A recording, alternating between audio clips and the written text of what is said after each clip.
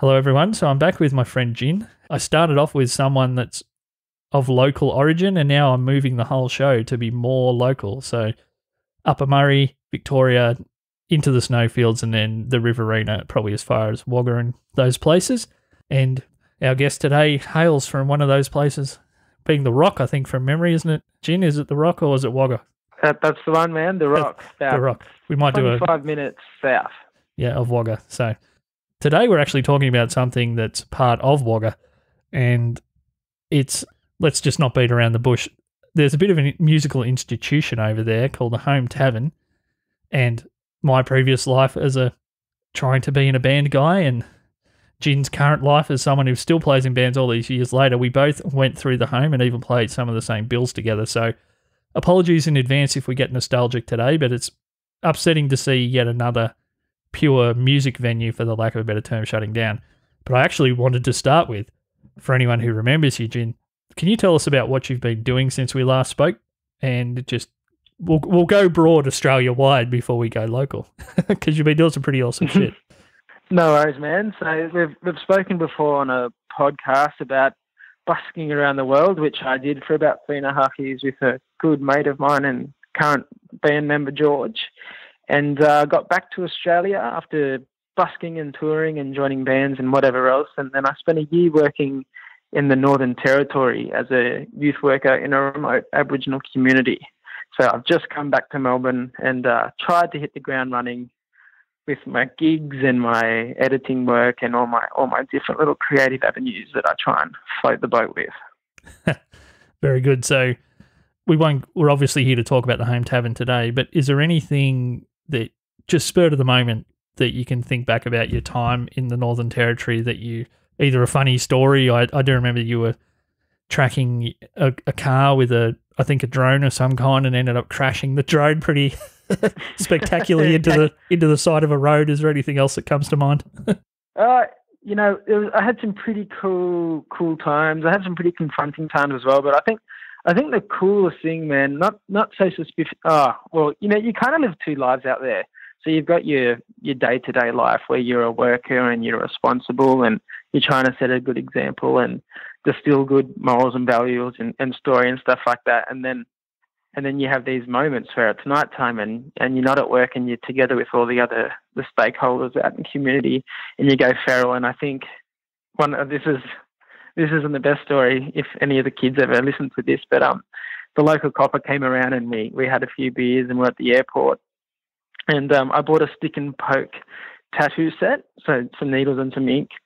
And we were all just pretty wrecked, to put it nicely. And we just got drunk and we all just started tattooing each other. No one's a tattooist, no one's an artist, but we're all just poking holes in each other. And I was the one that had to do that was doing the tattoo on the police officer. Anyway, he had this saying that he took from Michael Jordan, and it was, you miss 100% of the shots you don't take. So he wanted a tattoo that represented that. And he was a bit of a cowboy kind of thing. So he wanted a rifle scope, and then next to it, 100%. So a bunch of really, really easy things to draw, being a non-tattooist. Yeah. So I tried to draw crosshairs in a circle, and it was the most wrecked thing in the world. Like, it was wrecked. I think we used a toilet roll as the stencil for the scope, and it didn't look like that. It looked like shotgun splatter once I'd finished it. And then next to it, instead of writing 100%, I wrote the percent symbol. Then 100. Yeah. And then the next morning, and after that, we got in the car that taxis around the aeroplane and drove down the airstrip and attached some fireworks to a compound bow and shot the arrows up into the air while the fireworks went off. And the territory is just super wild, man. Like, it's super wild. But anyway, the next morning, we all just woke up and the police officer didn't send us anything except for a single photo. This new tattoo on his leg. Wow. And it's so wrecked, and it's probably one of my fondest memories. But I probably won't go back and visit there for a little while. No, that's a pretty amazing story. So, yeah, with that's an awesome introduction. Welcome back to the show. Thanks, man. It's good to be back. Let's talk about the Home Tavern. So, it was a place that I actually had some of my best and least enjoyable times in Wagga when it came to being on the stage. And best being, I'll start with the worst because they actually relate. The worst moment was I got this new amplifier. It was a Soldano 100 watt amplifier. And I'd used it once for an underage gig up in Wagga before that, and I never had more compliments in my life on how great my guitar sounded. So I thought, okay, we're not playing to kids. Our music's a little bit progressive. It should go down even better with the slightly older audience, like the over 18 audience at the home. And I ended up cooking the amplifier because it had a tiny little imperfection on one of the coils in this massive transformer that's in there. Humongous transformer. The amplifier literally is a fucking transformer. it cooked itself, and then I'm playing along, and I was used to people telling me, oh, you're not loud enough. So I was looking, and the crowd looking at me like, yeah, we can see you moving your fingers, and they look creepy like Matt Bellamy from Muse a little bit, but yeah, but not as good.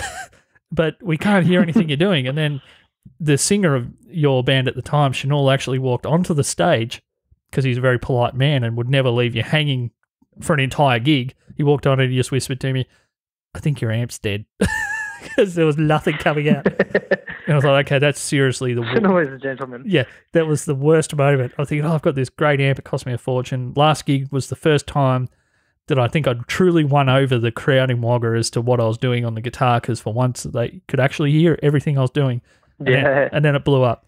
And then this guy from another band that I'd never met, he offered me his amplifier, which was already set up on the stage, and I ended up walking to the other side of the stage. Our bass player swapped sides, and I plugged into this tiny little distortion box for a band that was nowhere near as heavy as us. And the whole time I was thinking, wow, this just does not sound like me in the slightest. Nothing about this is Josh guitar sound. It doesn't suit my playing style. And I had these three older guys in a band come up to me later, and they said to me, no, we didn't really like that slick sound and stuff at the start, but then you swapped sides and fuck, it was good. Oh, fuck. Yeah. At what cost? Yeah, but I think that they just loved the grittiness, because we suddenly turned into a raw-sounding punk band out of nowhere just because of the change of guitar sound. And I just remember they were so adamant about how much better it sounded. And I was thinking, wow, there's some good times. So I know not the greatest story in the world, but it's one that just came to mind. No, but I think that's a pretty good embodiment of what the home was, you know. That is the place that you have your best and worst gigs. There was such an eclectic mix of people there. That's, I guess, the thing that I was trying to get at, that you never were just playing to one kind of person at a gig there. There was always people that were there just to support whatever was happening on the stage, as hard as it was sometimes to get them to walk up and pay to get up that staircase. But yeah. So what we're talking about, for anyone who's wondering, is the Home Tavern is an institution, and unless I may have forgotten to even mention it at the start of the episode, it's actually closing down. So first we might just start. Jin, do you have any good stories from when you were playing there? Anything funny? And then we might just talk about our memories more generally of just hanging out there and seeing bands and stuff. The home is definitely where you went to cut your teeth. I think my very first gig in Wagga was at the home. And I actually might even say I think it was the last gig I'd played in Wagga, in Sabrusian at least. And there's nothing really specific about it, because for me it feels like all those nights just rolled from one into another, because they were such a haze, you know, and they were so much fun, and you're having drinks, and it's the one venue where you feel like you can kick your shoes off and walk around barefoot, jump on stage, go nuts, do anything you want, and every single person there's your friend. Every single person that's playing there, whether you've met them before that night or not, they were your friends. You know, everyone always seemed to ride the same wave when you went upstairs at the home. So I've had plenty of crazy nights there, but nothing really specific off the top of my head is really sticking out right now. I think it's all just like I'm in this reflective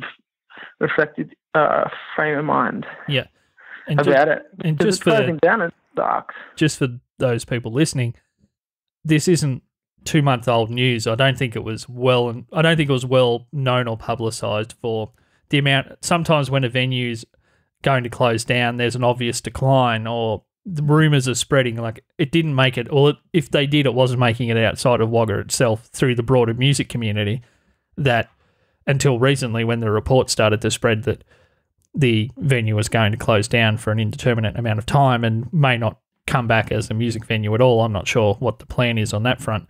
But do you remember, just I'm trying to jog a few memories here for you if you're just struggling a little bit there, Jin. Do you remember our friend Spud's birthday?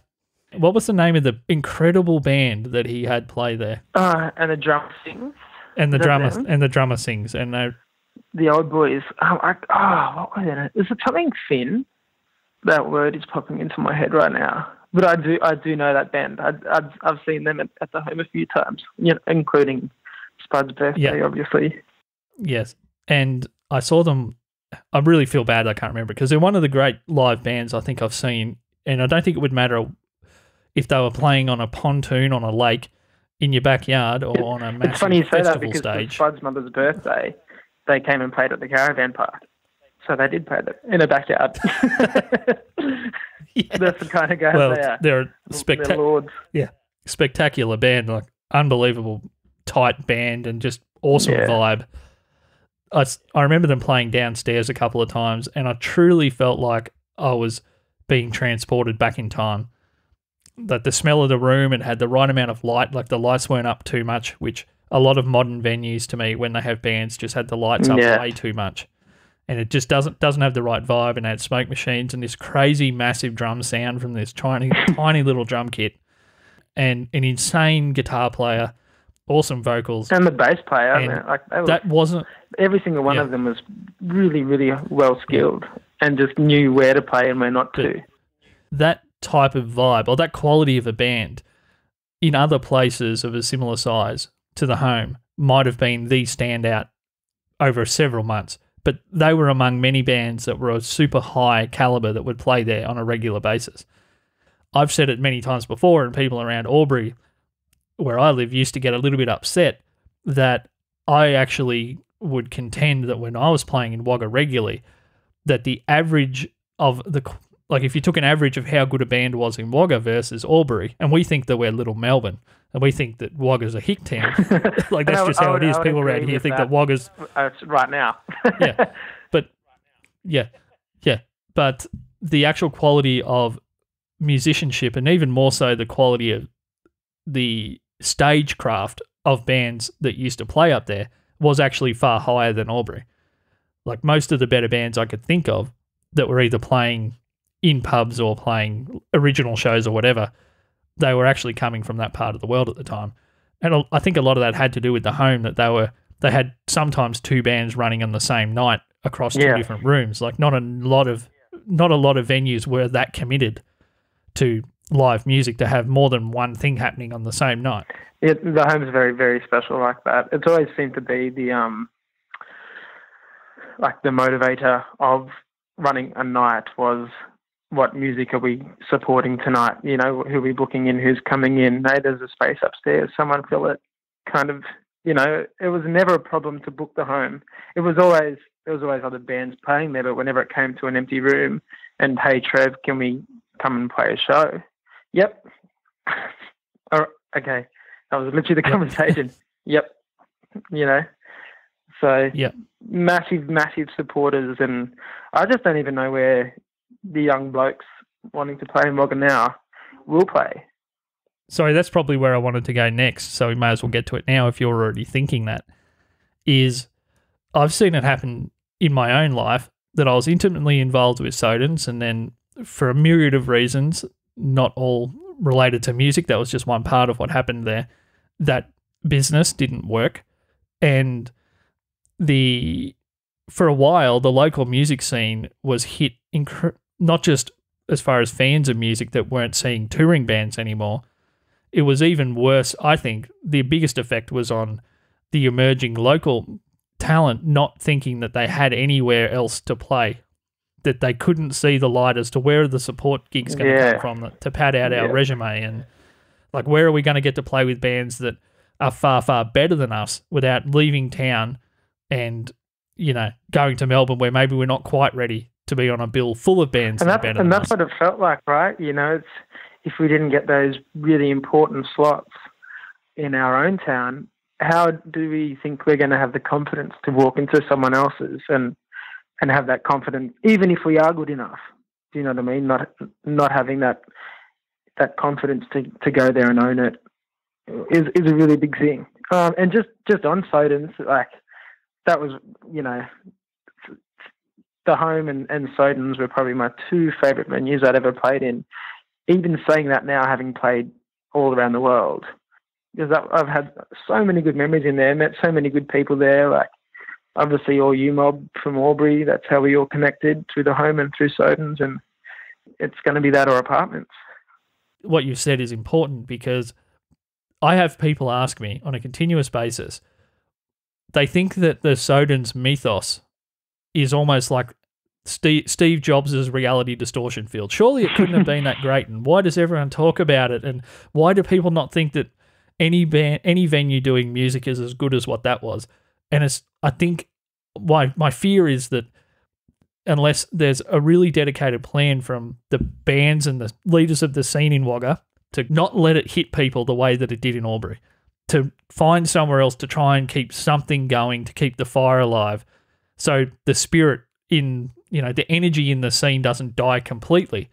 Because if Albury's any example, and, you know, they're somewhat analogous, population size, the type of demographics, etc., the incomes of people that live in both cities, starting that from scratch when you've let it die out completely is really fucking hard. It's almost, you can't do it in one venue. You need a massive number of venues. So I'm hoping that there's a plan there, but I think it really goes down to, and we might finish up with this before my voice completely dies, is what do you think it is about venues like a Soden's, or now with the Home closing, that makes it a music venue? I've had people ask me that before, and I've been thinking about it myself. What is it that makes a venue special when it comes to music? For me, it's always come down to, it doesn't really matter what a venue presents itself as, or the amount of money they invest into what it is that they try to present themselves as. There's plenty of places that invest a lot of money in good staging and lighting and sound, and crappy venues. They just don't have that soul. And I think when they try and refurbish these businesses, like what they've done to Soden's and what might potentially happen to the Home, I'm not too sure exactly what the direction is there. But the things that they was, here's two venues and our focus is, you know, a good nightlife and good live music. That was a part of the plan, you know, and it was the cultivating that, and it was supporting artists, and it was letting artists have involvement when it comes to running those nights, and helping influence the big, you know, to try and get the bands to come through. And it seemed to be this really community-minded approach, because they're the ones on the stage, you know, like they're the ones that are going to have all the contacts or be, you know, invested in learning more about what's happening musically in that area and outside of it. And I think that connection was really important. And from what I'm understanding now from booking shows and gigs for originals and covers, is there isn't that connection when it comes to pubs nowadays. That anything's a business. Everyone's trying to survive. I totally get it. You got to do what you do to make your money, but it just seems like at very few places nowadays I walk into and I'm like, this is going to be a good show, and I've just walked in the front door. You know, I felt that at the Home, and I felt that at Soden's. There's maybe a few other venues around where I felt like that. There's a hostel in Wales that I played at. I always stayed there for 3 months, and every day I was like, yeah. Because the bar manager the focus was, yeah, we're a hostel, we have a bar, but live music's our game. Like, this is the operative, this is the focus. And everything else is kind of secondary to that. And as a result, it's became an institution, and people go there every single night of the week. There'll be someone playing, and it doesn't matter if it's full or if it isn't. You know, it's just it's part of the plan. Whereas now, live music, especially because it comes with financial risk, I guess, you know, that's what you're told. But I really don't know how much of a risk it really is when you're walking into a multi-million-dollar venue. And and they got like 60 people on payroll. But yeah, it just seems like there's no value placed on the arts in general, and this is just the part of it that we're involved in, Josh. Like, is these venues, you know, apartments make money, cocktail specials make money, DJs cost less and they can do it for 5 hours, and we can only play an original set for 1.5. You know, it's just. I guess when we're talking about cultural institutions, though, everything you said is 100% right, and I concur. But I think that there's another level that makes truly memorable nights for people, and memorable days and memorable events, etc., and makes people crave. Like, I know people talk to me about Sodans that they wish it was still open, and they're 10 years older, and you know, they probably haven't gone to a gig for 5 years because they're in their 30s and they might have two kids or by even now, another pub, but they still talk about it. Yeah. They won't go to anywhere else to see it. And I think it's because, and I'll frame it this way. A guy asked me one time, because he knew that I was involved with helping Liam Willoughby at the time. I took over basically his role, and he took over a more senior role over the whole business at the time, and I just did the bands. This was a guy from another venue that booked the same band that we had, and it was one of the most talked about shows ever in Albury. And they were having the same band, and they couldn't get people excited in the same way. And the band itself was probably even more popular by the time they'd booked them. And I said to the guy, are you asking me how to get people, or are you asking me how to get people to love seeing bands? And he said, we want people to talk about us the way they talk about Soden still. And I was probably being a bit of a jerk at the time, but I said it like this. I said, do you love music? Because he was the bar manager. He said, yeah, I like it. He said, I like music. It's one of the things that I like. He didn't say love. He said, do the direct decision makers in the business, are they, you know, part owners? Are they owners? Do they love music? And he's like, yeah, no, they probably like it more than I do, but they're not music people. I said, does every bartender that serves every single person every moment of the week, do they love music? And he's like, I couldn't say. I was like, well, who loves music? Does the person booking the bands love it? Like, truly, truly love it? Do they have taste? Do they know who's an up-and-comer, which bands mix well together, how to balance the personalities of different kinds of music scenes, etc., etc.? Do they love it enough to know that even if you think a death metal band and a tech death band and a metalcore band sound the same, that their crowds are completely different and they don't like each other, and it's a different... The bands aren't anything alike. Like, some have egos, some don't, some are really misanthropic. Like, that's the sort of love you need. You need to love knowing about the scene, knowing the people in it. What it comes down to, and what I was saying was, no one's going to love your venue until you love the music as much as they do or more. And he didn't get it. 100%. I mean, that might just sound really esoteric. And even saying it back, I'm thinking, fuck, you sound like a massive jerk. No wonder he looked at you like you were a cockhead at the time, because he did. It's like, okay, this guy's off his rocker. But I think that it's right. I mean, a music venue can't work. And I know why. I mean, in my outside life, I know I have some insight into why decisions are made financially in venues. Music is hard to make work financially for anybody, regardless, if you don't have an understanding and a passionate understanding of every part of the scene, from the booking to the bands to the people who get along with whoever, to the sound people interacting with the bands, and who hates each other, who loves each other. Yeah. What bands have had success other places together, and why that won't work at your venue, so you can't just roll the same show in because it's not the same group of punters on the different day of the week or whatever.